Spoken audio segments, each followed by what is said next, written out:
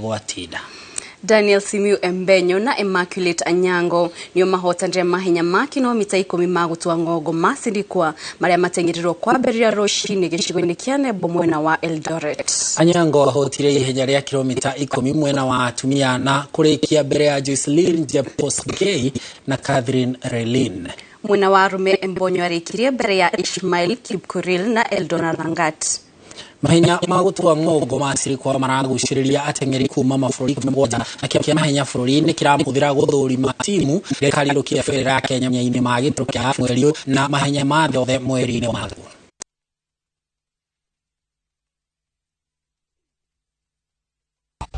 Mwaka hii naona nimekuja kuliko wakati mwingine yote.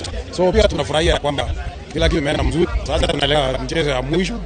It's very encouraging that the population is picking at a very and I like the determination the kids have.